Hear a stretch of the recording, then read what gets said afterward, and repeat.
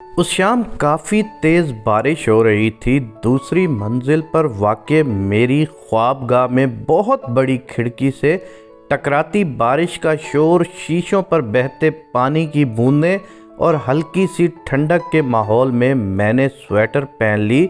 मैं यहाँ तनहा रहता हूँ क्योंकि मैंने शादी नहीं की और मैं जिस कंपनी में डायरेक्टर फाइनेंस हूँ उसी की तरफ से ये शानदार रिहाइशगाह मिली हुई है। मैंने अपनी सहूलत के लिए एक मुलाजिम भी रखा हुआ है जो खाना भी बना लेता है और दूसरे काम भी करता है। इन सब आसाइशों के दरमियान मैं अपने आप को तन्हा ही समझता हूँ। मैं तन्हाई के भूत से अक्सर बातें करता रहता हूँ, मगर मेरे मुलाजिम और दोस्त समझते हैं मुझे खुद कलामी की आदत पड़ गई है।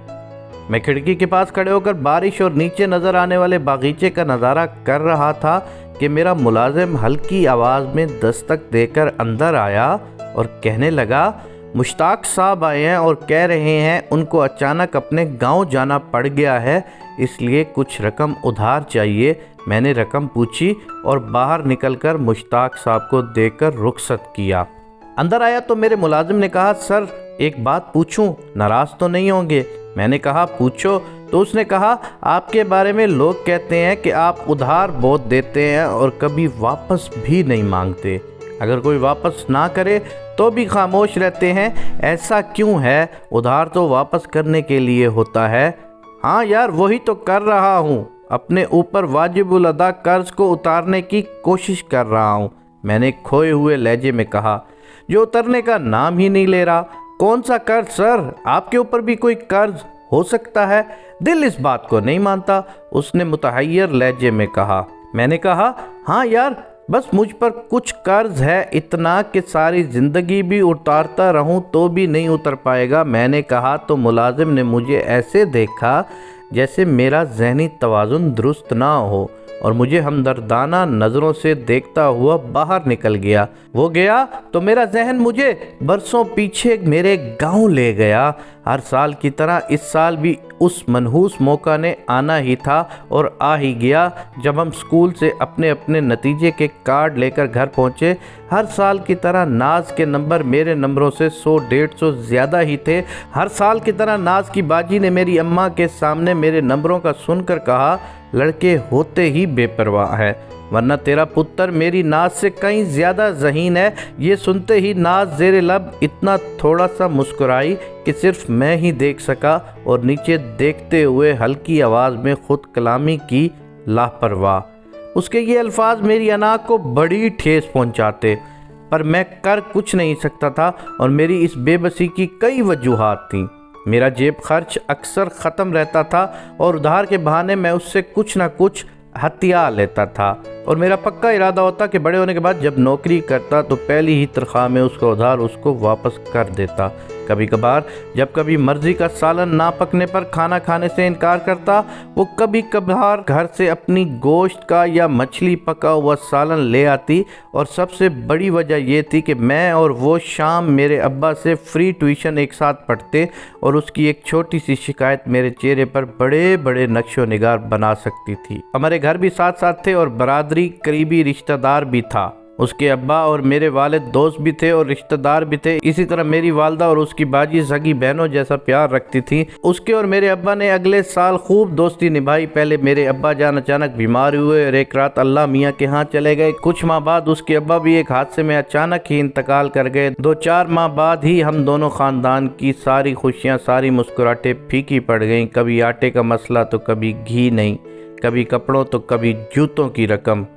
मेरा जेब खर्च जो पहले ही उसके सहारे सांस ले रहा था अब बिल्कुल ही दम तोड़ गया था। ज़िंदगी अगरचा खासी सख्त जां किस्म की शय है, मगर चुभने पे आए तो जिस्म में छेद कर देती है, दिलों में चीर लगा देती है। एक ज़रूरत ज़रा सी पूरी होती तो दूसरी सर उठा लेती है। कभी वो हमारी मदद कर देते, कभी हम उनकी। मैट्रिक के बाद उसे नंबरों की बुनियाद पर करीबी शहर के सरकारी गर्ल्स कॉलेज में आसानी से दाखिला मिल गया, जबकि मुझे उसी शहर के प्राइवेट कॉलेज में महज इसलिए दाखिला मिल सका कि उसकी फ़ीस बहुत ज़्यादा थी और इसी वजह से वहाँ पढ़ने वालों की तादाद खासी कम थी। जब सालाना इम्तहान करीब आए तो इम्तहानी फ़ीस का मुश्किल मरला आन पहुंचा। दोनों ख़ानदानों में तगोदो शुरू हो गई। वो सरकारी कॉलेज में थी तो उसकी फ़ीस की रकम भी खासी कम थी, जबकि मेरी फ़ीस उसकी फ़ीस के मुकाबले में दुगनी से भी ज़्यादा थी। उसकी बाजी ने तो वक्त से पहले ही उसकी फ़ीस की पूरी रकम का इंतज़ाम कर लिया, जबकि मेरी फ़ीस की रकम मेरी वालदा के बस से बाहर थी। एक रात मेरी वालदा ने मुझे पास बिठाकर अपनी सारी मजबूरियां मेरे सामने रखते हुए बताया कि उनके पास मेरे इम्तहान की फ़ीस के लिए पैसे नहीं थे, जो सारी कोशिशों के बावजूद पूरे नहीं हुए।